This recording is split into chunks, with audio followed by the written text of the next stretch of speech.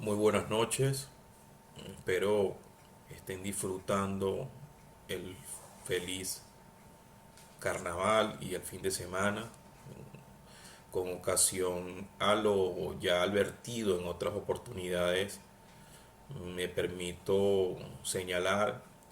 que el contenido de lo que sería nuestra clase número 3 será pregrabado en ese instante, cuyo propósito lo que busca es suplir la ausencia del día 12 de febrero del 2026, donde por motivos laborales no les pude compartir en la planificación que así estaba instruida por la Escuela Nacional de Fiscales del Ministerio Público. Quien les habla es su profesor Johnny Ojeda, clases que van dirigidas al diplomado en delincuencia organizada, mención legitimación de capitales. Por fortuna tuvimos clase el día 13 de febrero del 2026, cuyo contenido dado ese día tenía que ver con nuestro segundo encuentro, pero nos correspondía en esa semana tan apretada cumplir con nuestro tercer encuentro, que lo hago a partir de este momento, con este material pregrabado que será de agrado y por supuesto de mucho provecho para ustedes. Participantes habíamos despejado algunas cosas que tenían que ver con las imprecisiones de la historia en la legitimación de capitales y sobre todo de la delincuencia organizada. Desde su génesis, allí planteábamos situaciones que eran propias de edad inquisitiva, eran génesis del 580 a.C. Cualquiera que pensara esa invención del dinero, esa aplicación de la justicia divina o lo que nosotros los abogados conocíamos como el ius das, el derecho divino, o el ius naturalista, pareciera pues que cobrara mucho en los momentos históricos que tiene la delincuencia organizada y el, el lavado de activos o la legitimación de capitales como lo conocimos años más tarde o a inicios del siglo XX. Dijimos entonces pues que estas imprecisiones históricas nos llevaban a aseverar que los momentos pues más aproximados tenían que ver con este encuentro de dos mundos, con la patente de Corso, de este tráfico de mercaderías de Europa a América, y que ello tenía mucho que ver la influencia de Cristóbal Colón o de aquellos jueces que fueron, aquel juez que fue enviado a América para detener a Cristóbal Colón y llevárselo a Europa con la finalidad de juzgarlo presuntamente por saqueos en tierras latinoamericanas. Lo cierto es que aquí el Estado en su rol de papel monárquico del rey, eh, que controlaban evidentemente las coronas y los gobiernos de turno, legitimaban de alguna forma estos saqueos que hacían estos piratas. Y superado pues estos momentos históricos, estas imprecisiones, les decía que para mayor aprehensión de los conocimientos era importante que tuviéramos nosotros la Constitución, nuestro Código Penal, nuestro Código Orgánico Procesal Penal en cuanto al Código Penal vigencia del 2005, en cuanto a la Ley Orgánica contra la Delincuencia Organizada y Financiamiento al Terrorismo, cuya vigencia es del 2012, en cuanto al texto adjetivo penal o Código Orgánico Procesal Penal, evidentemente debíamos sumergirnos nosotros en la vigente reforma del 2021. Interesantes aspectos, porque tratamos nosotros delitos asociados a la delincuencia organizada que si bien hemos avanzado bastante luego de la invención del dinero, hemos avanzado bastante y superado, por supuesto, todos los momentos históricos relacionados o aproximados de alguna forma a la legitimación de capitales, a la delincuencia organizada, luego ese auge de la Segunda Guerra Mundial, no menos importante nosotros empezar a avanzar sobre las tipologías relacionadas a la legitimación de capitales, sobre a los momentos que ha tenido la legitimación de capitales desde el punto de vista histórico y sin olvidar, por supuesto, con estos momentos la tan anhelada, la tan anhelada o importante figura de nuestro compendio normativo internacional y nacional. Hemos dicho que, que la evolución normativa relacionada a la delincuencia organizada nos sigue dando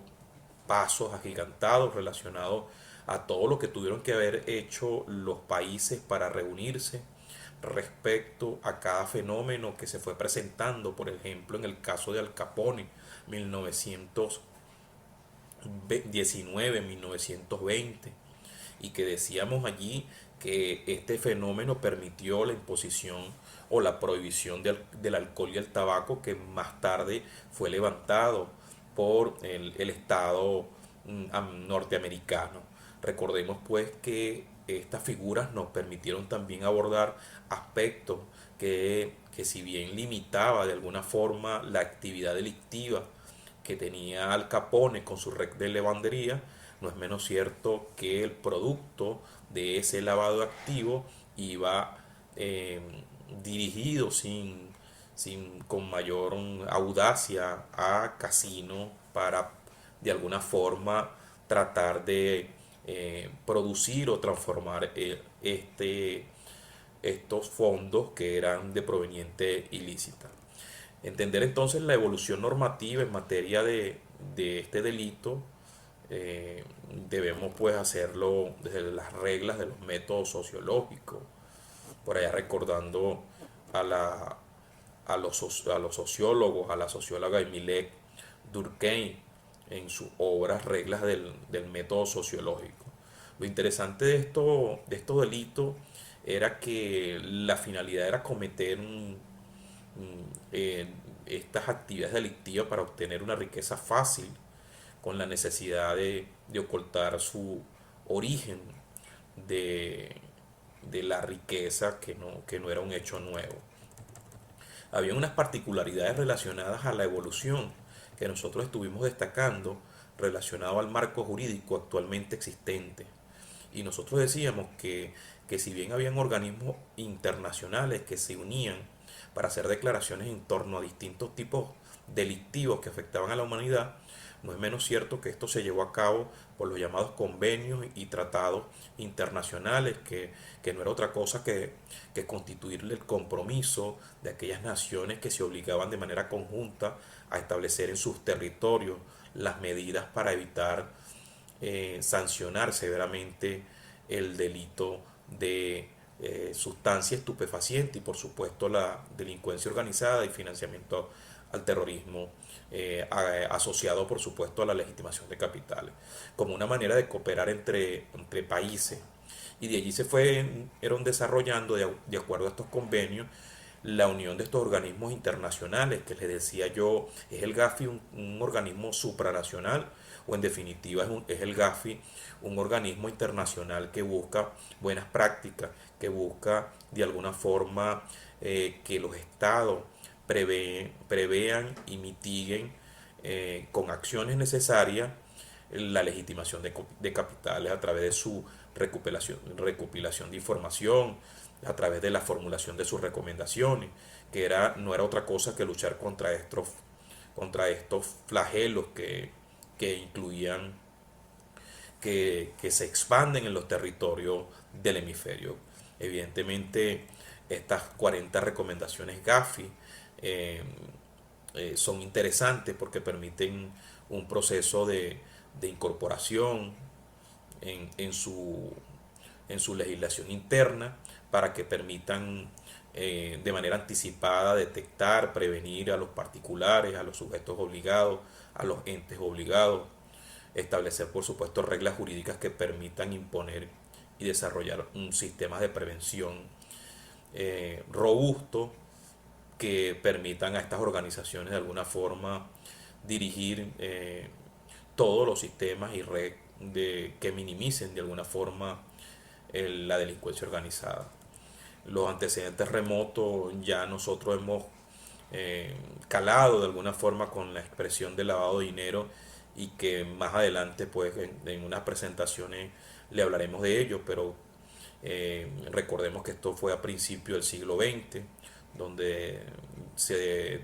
denominaban de alguna forma las operaciones que intentaban dar carácter legal a fondos producto de actividades ilícitas, entendiendo que estos productos, delito del producto de actividad ilícita, no era otra cosa que la denominada legitimación de capitales, entendiendo que la figura de Al Capone, si bien pues, fue juzgado por tráfico de alcohol y tabaco y evasión de impuestos o alusión de impuestos, que entendiendo estos delitos que eran considerados delitos fiscales, aquellos pues que tenían que ver con la evasión de impuestos, no es menos cierto que su tipificación legal en cuanto a la legitimación de capitales se dio años más tarde, por supuesto por estos ingresos provenientes de actividades ilícitas. Comenzamos también hablando en su momento en, la, en las distintas etapas que tuvo la génesis, la edad media, la edad moderna, la edad contemporánea, que permitían que mercaderes, prestamistas burlaban las leyes por esa bendita invención humana de las que yo les hablaba en estos mecanismos. Eh, Se mencionan siglos más tarde que todo es producto pues del intercambio que tenían los aquellos cuando se hacía de la plata gruesa o la plata acuñada de una sola cara de dos sellos parecidos que eran básicamente el relieve que eran calculados y que de alguna forma se utilizaban para falsificar entre lo que nosotros conocíamos como intercambio comercial y luego la tipificación en cuanto a la atención penal respecto al delito que originaba el dinero, básicamente era una manera de crear antecedentes que, que permitían aclarar un poco el panorama de la legitimación. Por supuesto, en Venezuela se han suscrito distintas convenciones internacionales relacionadas a la lucha contra la delincuencia organizada mundial, y la pregunta surge pues respecto a 1997, con uno de los principales convenios que si bien pues fue en materia de sustancia y estupefaciente, cuando el delito, si se quiere el delito principal o determinante era el delito de sustancia, y que la legitimación de capitales o lavado de activos, como se conoce en el corte internacional, era lo accesorio, pues, y esta explicación lo que nos permite pues aseverar que la legitimación de capitales pues tuvo un reconocimiento tardío en la Convención de Palermo del año 2000. Lo cierto es que analizar las obligaciones que tuvo Venezuela respecto a las legislaciones y cómo entró a tipificar los delitos respecto a los casos, a las conductas que ya se ha venido ejecutando o analizando con ustedes. Recordemos que Venezuela en el artículo 23 le otorga jerarquía constitucional a los tratados relativos a los derechos humanos,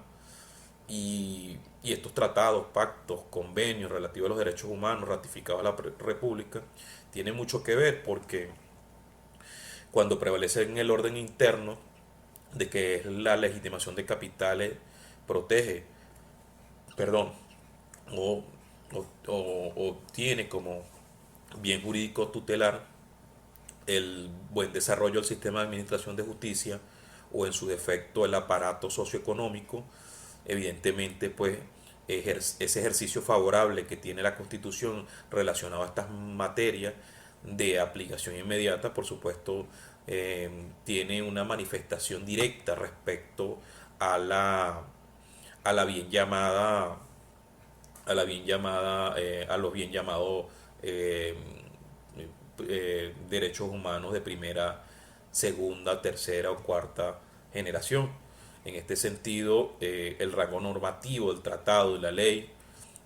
básicamente no advierte de excepciones,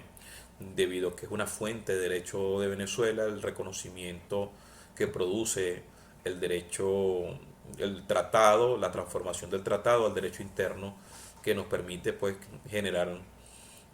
una ley formal relacionado a la vigencia de esta supremacía constitucional. Hay declaraciones, convenios relacionados a esta materia. Recordemos pues de tantas, pues ya habíamos hablado del cúmulo de información relacionado a los tratados internacionales relacionados en la materia. Sin embargo, también existieron declaraciones y convenios que fueron capitales a principios del siglo XX, por ejemplo, la Declaración de Shanghái de 1909 relacionada con el tráfico y el consumo de opio. Eh, en Europa, el Consejo de Europa en el año 70 creó los primeros firmes asientos en 1988. El Comité de Ministros del Consejo Europeo, lo que se llamaba la recomendación R8010, que es del 27 de junio del 1980, relativa a las medidas contra la transferencia y el encubrimiento de capitales de origen criminal. Otra interesante celebración o documento que fue el que se elaboró en 1989, titulado Estrategias y Política Internacional de Fiscalización de Drogas. Esto a cargo, por supuesto, de la Unión de la Organización de las Naciones Unidas, que no era otra cosa que dar alternativa de la fiscalización de la droga, alternativas para la reducción del tráfico ilícito de droga, y sugerir, por supuesto, e identificar las transacciones financieras vinculadas al tráfico ilícito. En el 90 hubo también eh, un periodo de sesiones de 20 a 23 de febrero de 1990 respecto a la Asamblea General, donde se dio la declaración política respecto al peligro que entrañaban los pinguiñes, beneficios financieros de las organizaciones criminales, transformaciones derivadas del tráfico ilícito de droga y actividades criminales y conexas. Otro periodo importante fue el Programa Mundial de Acción aprobado por la Asamblea General en su 17º periodo extraordinario de secciones en febrero del 1990 respecto al tráfico de droga y la intención de utilizar el tráfico en corrientes financieras como modalidades ilegales a la utilización del sistema bancario. Hay otras organizaciones mundiales que también dieron parte en estas convenciones provenientes de los fondos que se utilizaban respecto a la consumo de sustancias. Respecto a ellas, a estas convenciones, también se sumó la colaboración de la Interpol, de la Organización Mundial de Aduanas, OMA, y la promoción de intercambios bilaterales y regionales respecto a los organismos del tráfico ilícito de droga. Otros importantes eh, documentos relacionados a la resolución 4787 y 45123 de la Asamblea General del 14 de diciembre de 1990 y la de 1992 relacionado a la invitación de los Estados miembros al conocimiento del secretario general de las disposiciones que se dieron relacionadas al blanqueo de dinero, el rastreo, la supervisión y el decomiso de productos derivados de ese delito, en este caso de la droga, y por supuesto la vigilancia de sus transacciones. Existieron otras resoluciones en el 93 respecto al Consejo Económico y Social. El 27 de julio hubo una subdivisión respecto a la prevención del delito y la justicia penal, la asistencia recíproca al grupo especial de expertos financieros que buscaban de alguna forma prestar asistencia a los gobiernos que solicitaban colaboración en las directrices, la resolución 37.5, Comisión de Estupefacientes. Buscaban generar también un programa, en el programa de las Naciones Unidas, una fiscalización internacional de drogas, la 38.6, la Comisión de Estupefacientes. Buscaba de alguna forma el desempeño del Centro de Coordinación de Servicios de Capacitación y Asesoramiento. En el 94 también se emitió una declaración política del Plan de Acción Mundial de Nápoles contra la delincuencia organizada transnacional, una conferencia pues que fue celebrada en Nápoles el 21 de noviembre del 94, resolución de la Asamblea General. Hay otros aspectos pues no menos importantes que se fueron dando de manera periódica en el grupo del Asia y el Pacífico sobre el blanqueo de dinero, el comunicado ministerial de la Conferencia Ministerial de las Cumbres de las Américas concerniente al lavado de dinero en el 95, la preocupación del convenio sobre blanqueo, investigación, incautación y decomiso de productos del dinero del año 90, la declaración de la política y el plan de acción contra el blanqueo de dinero. Y bueno, esto permitió hacer pasos agigantados en la Asamblea General de las Naciones Unidas, de los que ya yo les mencioné sobre la acción común de contrarrestar el problema mundial de drogas, Nueva York. Yo le mencioné este antecedente, el 10 de junio del 98, que buscaba declarar los efectos perversos de la droga en personas y comunidades que constituían una grave amenaza a la salud. Otras convenciones se fueron dando también respecto a luchar contra este flagelo, desde el punto de vista, buscando de alguna forma estrategias nacionales e internacionales para reducir la oferta y la demanda de sustancias ilícitas. La cooperación internacional se veía fortalecida, sin embargo, pues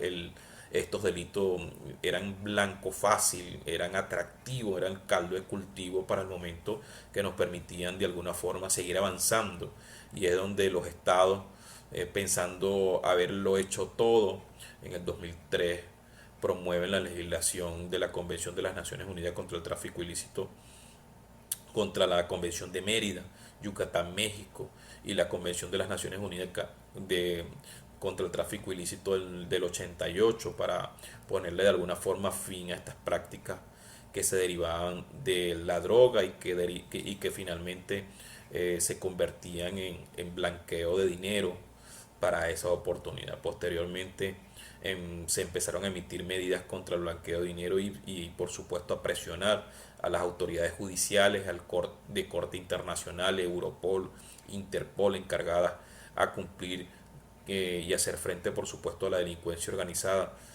Mecanismos pues que se fueron dando con estas convenciones en la prevención de la legitimación de capital, el financiamiento del terrorismo y el financiamiento de la proliferación de armas de destrucción masiva, donde la Organización Internacional de las Naciones Unidas tuvo un impacto importante en la materia, porque por supuesto estos instrumentos no nacen solos, no nacen de personas naturales, nacen de personas jurídicas conforme a derecho internacional público.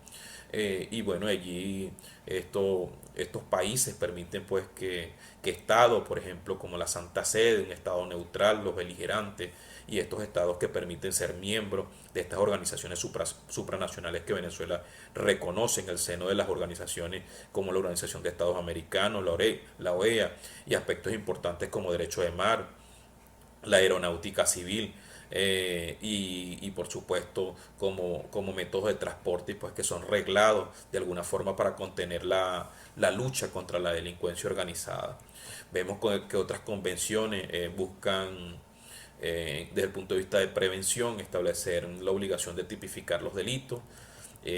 también imponer el deber de sancionar penalmente a las personas jurídicas, y evidentemente otra importante convención se sumaba por supuesto en el 1988, como fue la Convención de Viena de las Naciones Unidas contra el tráfico ilícito de estupefacientes. Recuerden pues este preámbulo fue una preocupación internacional que tuvo efectos perversos en la sociedad y que constituye una evolución importante producto de esa convención única del 61 referida al mismo catálogo de estupefacientes. que fue enmendada producto del protocolo en 1972. Hubo una modificación en el 61 por este protocolo en 1972, buscando de alguna forma enfrentarse a la magnitud de la difusión del tráfico de drogas. En Viena el 88 procuraba de alguna forma era promover a escala mundial un marco legal homogéneo a la naturaleza represiva y buscaba era tipificar de alguna forma estas actividades que iban de alguna forma transifugando lo que nosotros conocemos hoy como lavado de activos. Eh, Estas actividades buscaban paralizarse de alguna forma y se dieron cuenta pues que no era perseguir a la persona sino a sus bienes, y lo importante de todo esto tuvo que ver que las buenas prácticas llegaban a materializarse con respecto al decomiso, a la incautación y esta asistencia recíproca de cooperación internacional judicial o cooperación judicial internacional buscaba de manera ágil un levantamiento del secreto bancario y otras disposiciones de mayor relevancia. Eh, la ley aprobatoria de la Convención de las Naciones Unidas contra el tráfico ilícito de estupefacientes y sustancias psicotrópicas en Venezuela fue aprobada en Gaceta Oficial 34.741 el 21 de junio del 1991.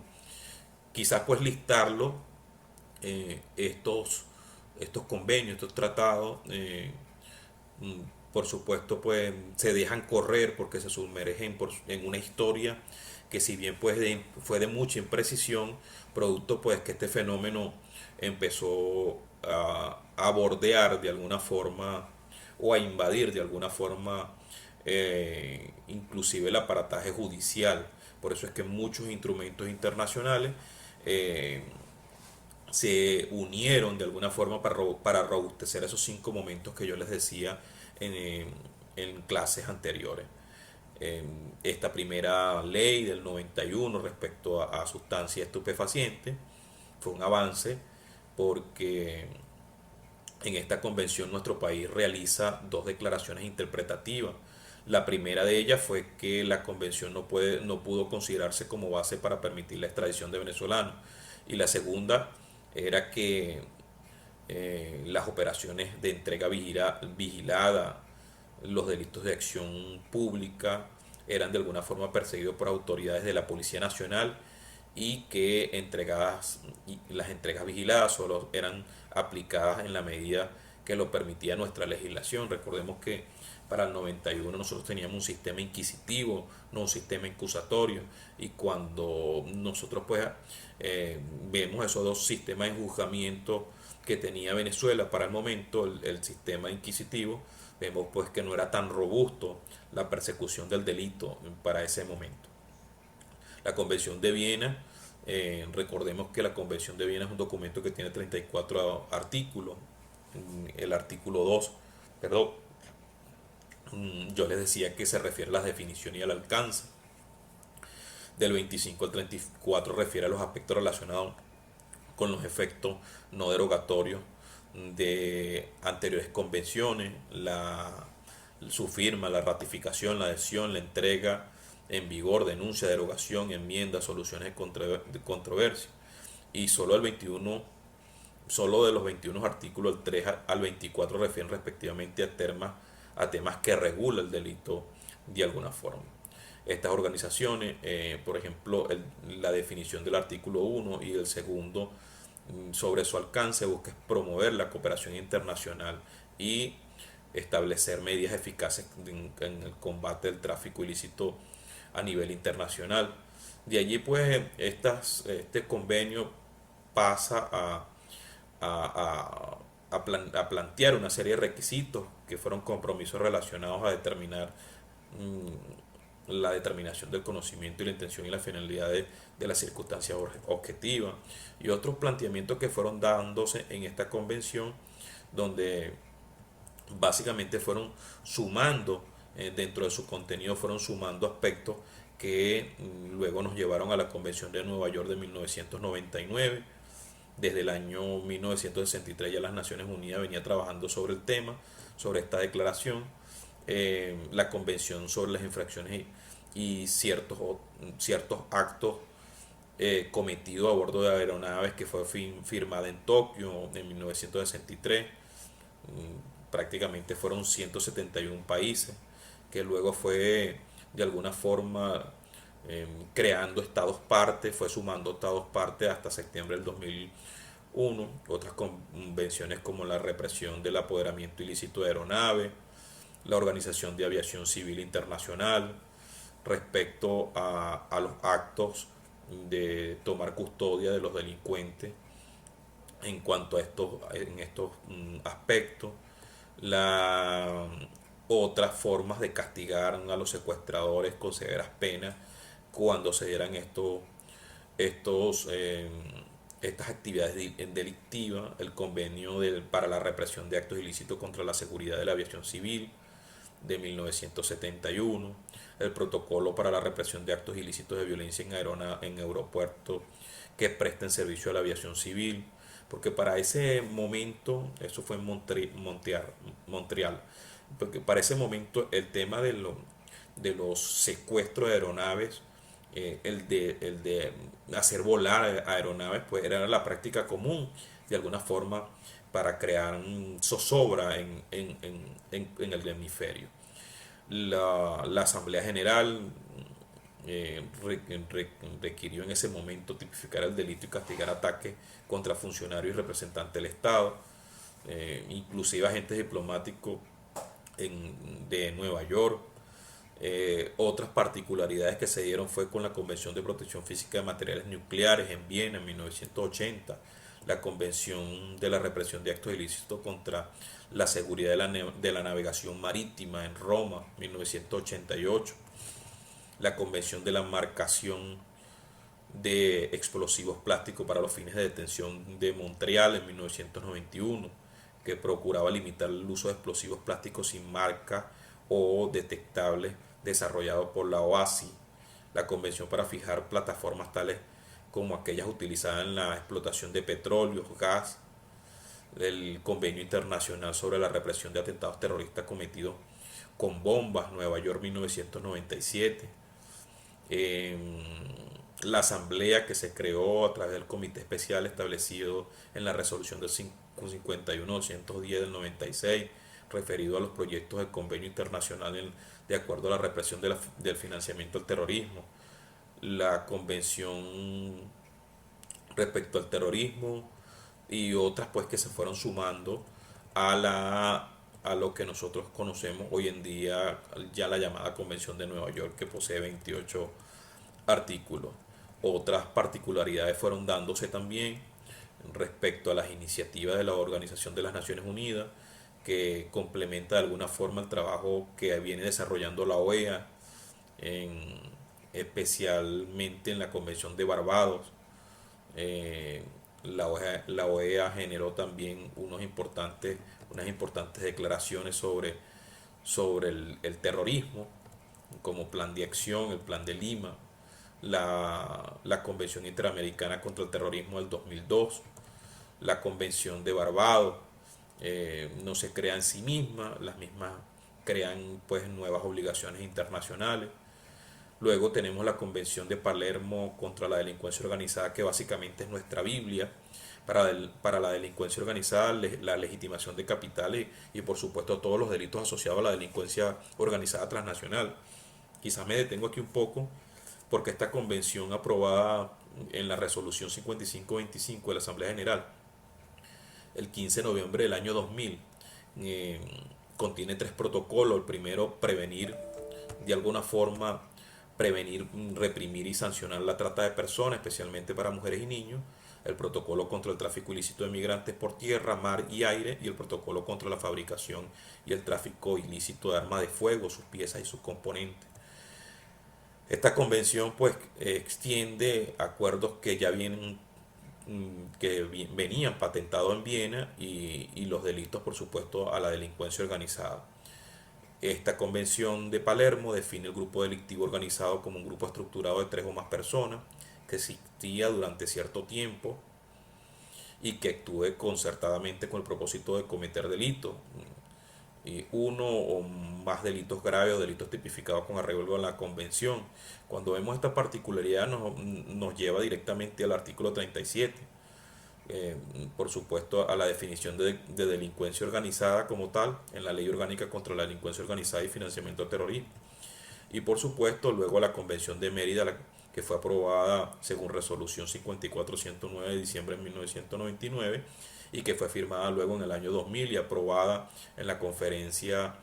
en México, Yucatán, como les decía,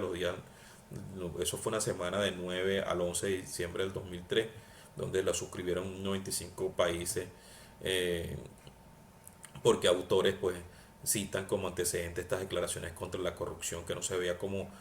algo doméstico, sino la corrupción transnacional, lo que motivaba pues a la lucha contra la corrupción, porque evidentemente se estaban dando casos de altos funcionarios en las comunidades europeas,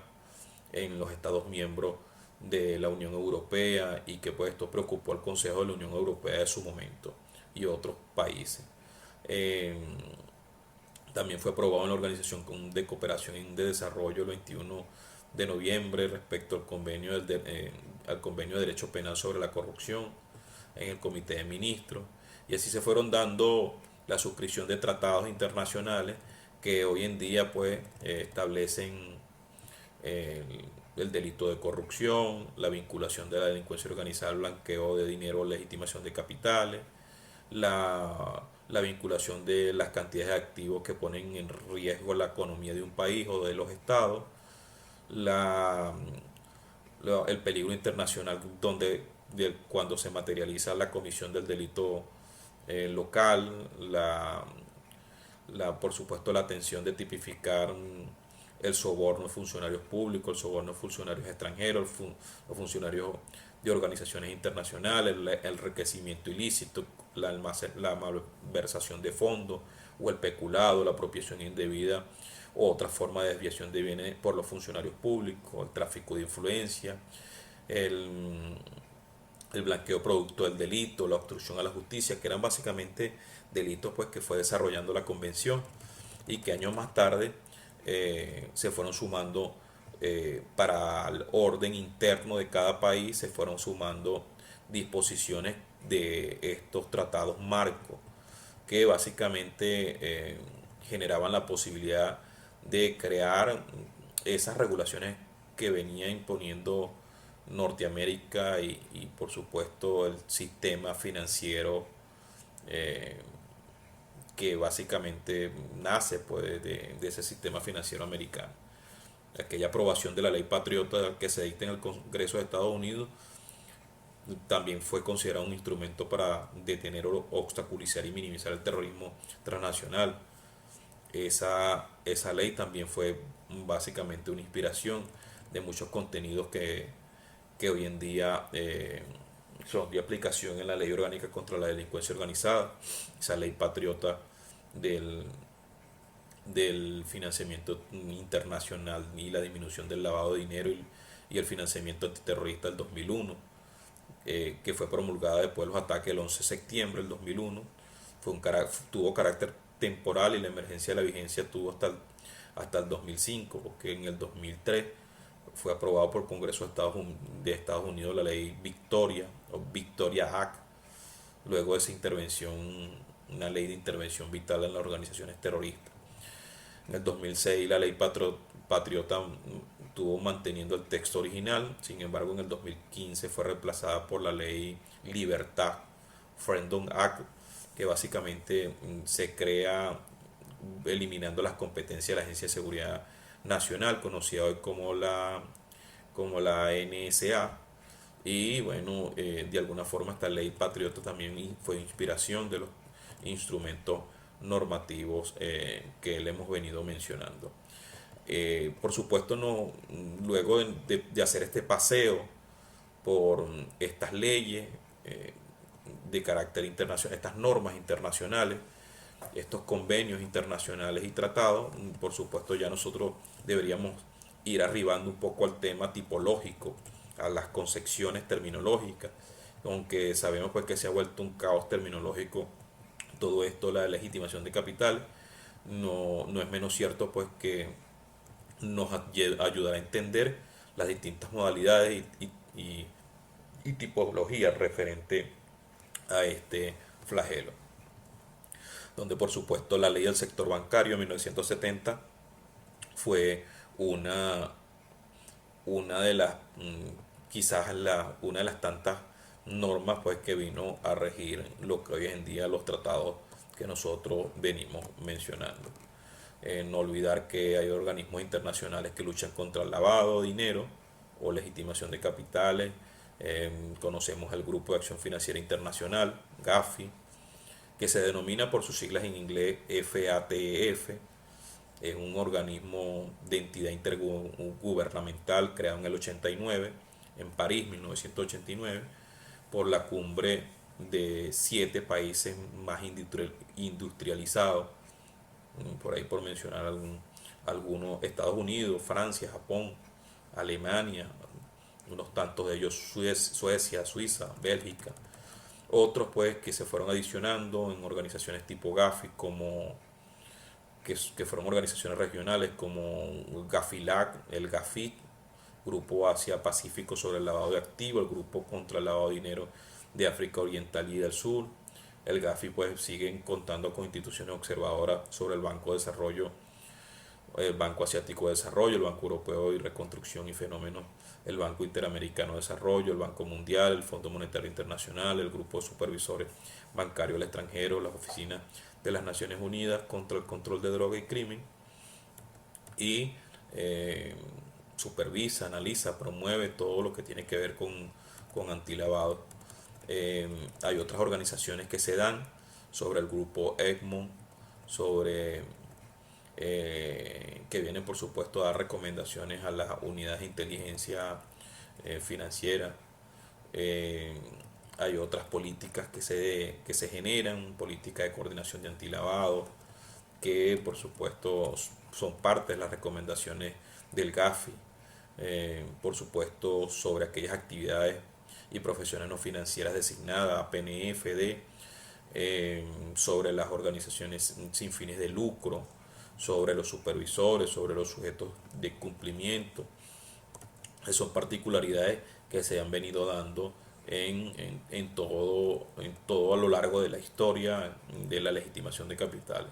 Recordemos que estas normas no tienen un carácter restrictivo, son recomendaciones que básicamente se dan como aquellas que nosotros conocemos como las ISO, que básicamente estas recomendaciones lo que buscan es tener carácter de, de alguna forma de carácter sí, de socializar de alguna forma, la mitigar y recomendar, porque pues estas recomendaciones no tienen un carácter, eh, si se quiere, restrictivo, como reservas penales, por ejemplo, en Venezuela, o reservas fiscales, como en el caso de los tributos. Hay otras organizaciones como la Agencia del Departamento del Tesoro de los Estados Unidos de Norteamérica, eh, la OFAC, el FinCEN, la Oficina de Control de Activos Extranjeros, eh, que básicamente pues estos departamentos vienen a considerar objetivos de administrar sanciones y ejecutar, por supuesto, sanciones económicas, financieras, eh, de actos de delincuentes organizados, la División de Investigación Criminal. También pues lucha contra la prevención, que por supuesto es una agencia de los Estados Unidos, también lucha contra la prevención del lavado de activos. Eh, la, la ley de confidencialidad bancaria, el Comité de Basilea de Supervisión Bancaria, generada por el Grupo de los 10, creada en 1974, son organismos también que se vienen a sumar en la cooperación en la comunidad internacional respecto a estos particulares. Hay otras organizaciones aparte del GAFI que básicamente entran en la prevención. Les decía el grupo ECMO, que son un grupo de unidades de inteligencia financiera, es un grupo básicamente técnico. Ellos vienen a reunir todas las unidades de inteligencia financiera, donde la de Venezuela no escapa de sus recomendaciones, y Y se dice que Grupo ECMO porque fue básicamente en el Palacio ECMO en Bruselas, en Bélgica del 95. Ellos vienen básicamente a dar una declaración de principios de intercambio de información, orientación a todas las UIF para el año 2014, pues empezaron a hacer estatutos y principios de intercambio de información de ellos. En la Unión Europea también un organismo internacional que ayuda también a la legitimación, a la prevención de la legitimación. Otras particularidades, por supuesto, empiezan a darse sobre las rondas de evaluaciones de Gafi, que nos permiten a nosotros arribar a lo que nosotros conocemos hoy en día como los comités expertos del Consejo Europeo, la evaluación de medidas contra el lavado de dinero, que básicamente es una suma de lo que viene trayéndonos Gafi hasta la actualidad, donde Venezuela, si bien tiene un convenio del 97, les decía, el grupo de bancos de Wolfsburg, que es una asociación de bancos que tienen un interés, son intereses de banca privada, que básicamente buscan proteger el secreto bancario, pero también luchar contra, establecer directrices contra la lucha del lavado de activos. Otros también instrumentos y grupos como la Oficina de la Organización de los Estados Americanos, CICAD, por su sigla CICAD, que básicamente también tiene un rango en cada país eh, por el combate del uso de las drogas,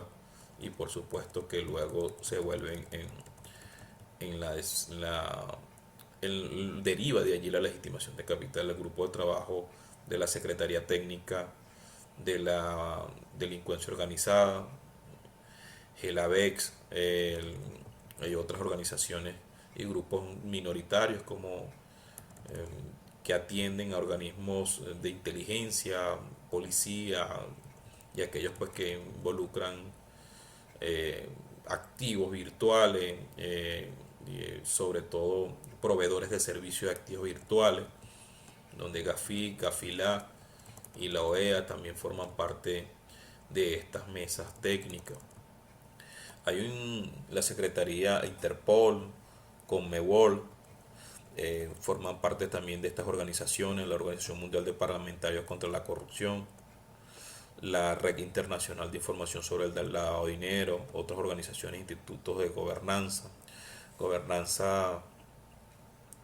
de Basilea, también son instituciones pues que eh,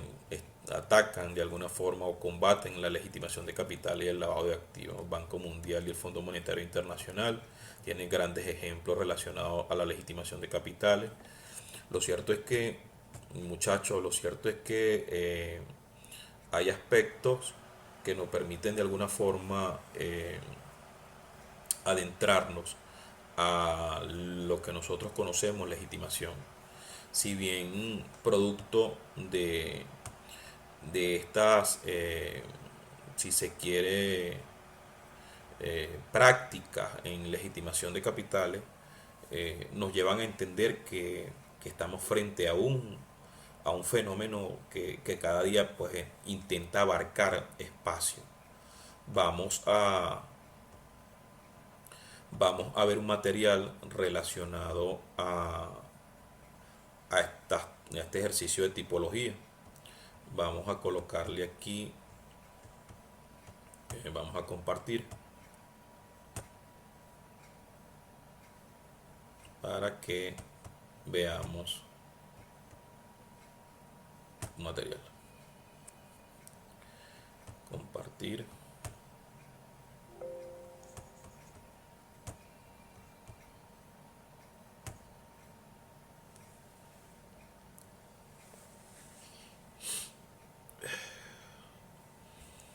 Aquí ya se está generando.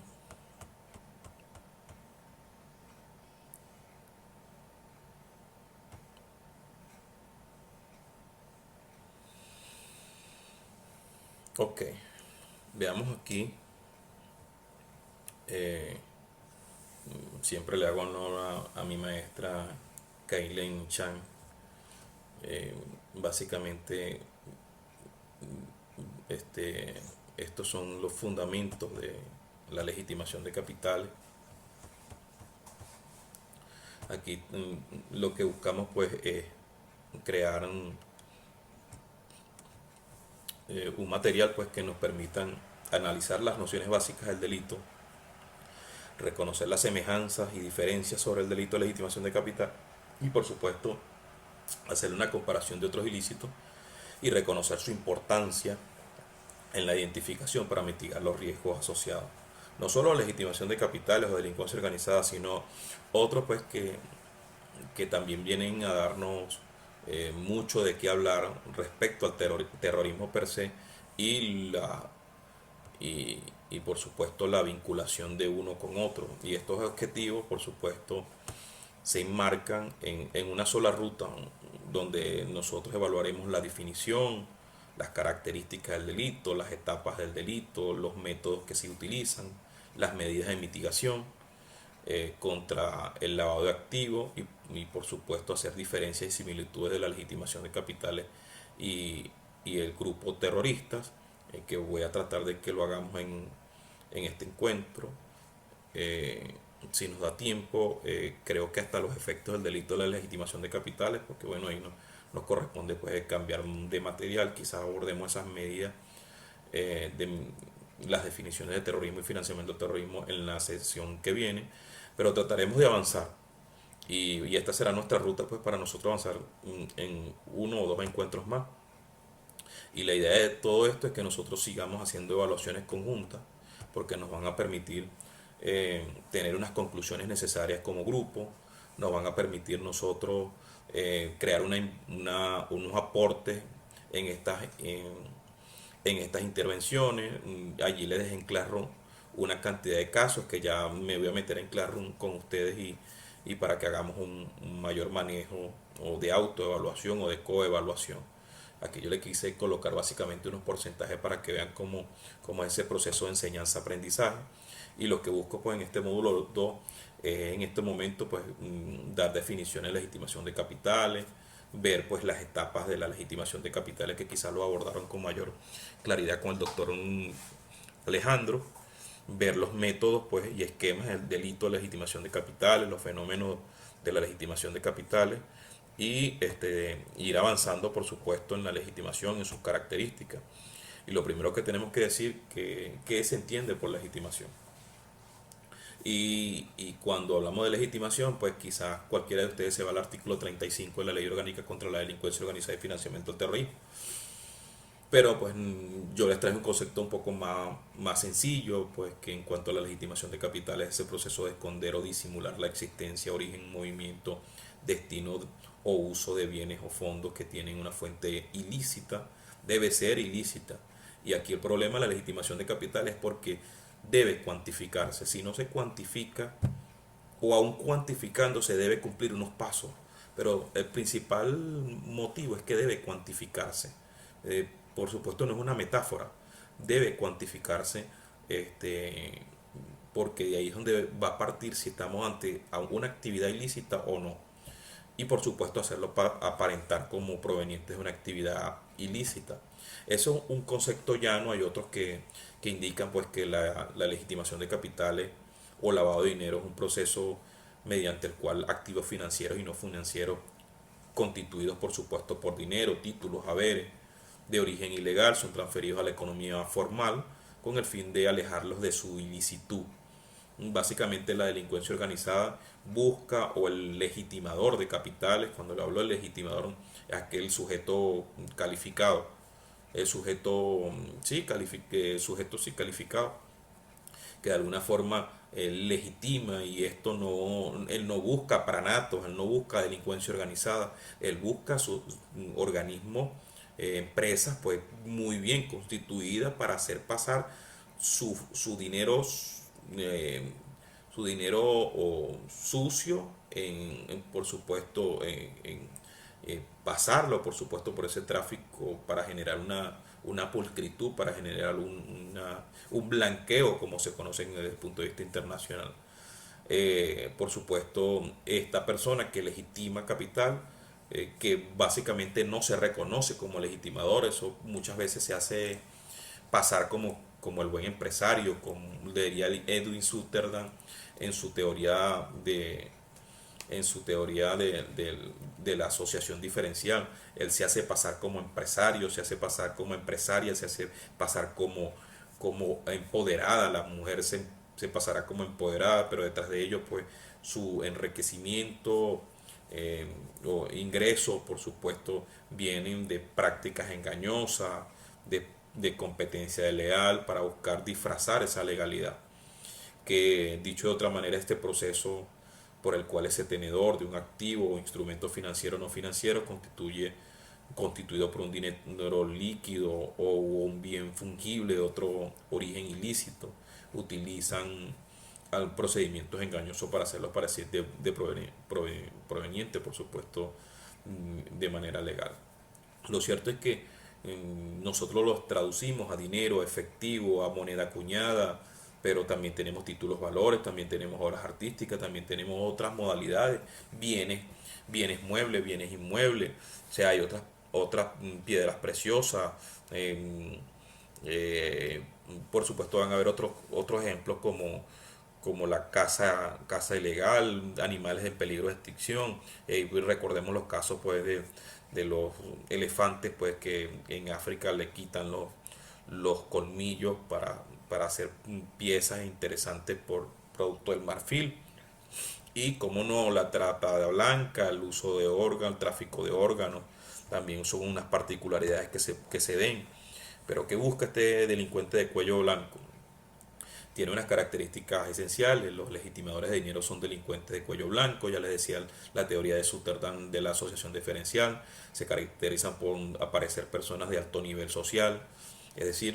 por supuesto, no son un delincuente común, no lo vas a ver con un arma protegiendo un territorio, o por supuesto enmarcado en delitos violentos, sino pues este busca persuadir a la sociedad. Ellos evidentemente no se consideran delincuentes, les decía, tienden a autojustificar sus acciones y considerarlas un bien para la humanidad, es decir, estos hacen obras sociales, hacen bolsas de comida, hacen ayudas, se graban, se consideran inmunes al poder, como les decía, como estas características, pero no dejan de ser unos delincuentes. En otros países el tema terminológico respecto a la localidad, la legitimación pues cambia. Por ejemplo, en Venezuela, legitimación; en Argentina, Colombia, Salvador y Perú, lavado de activos; en Chile y Cuba, lavado de dinero; en Bolivia, legitimación de ganancias ilícitas; en Brasil, lavado de bienes, derechos y valores; en Costa Rica, legitimación de capitales procedentes del narcotráfico; en Ecuador, conversión o transformación de bienes en lavado de dinero; transformación e inversiones ilícitas en Guatemala; lavado de dinero o activos en Honduras; en República Dominicana, lavado de bienes relacionados con el tráfico ilícito de drogas y delitos conexos; en Panamá, blanqueo de capitales; en Paraguay, lavado de dinero o bienes; en México, operaciones con recursos de procedencia ilícita; en Honduras, lavado de dinero. Vemos como también se da en otros idiomas, por ejemplo en inglés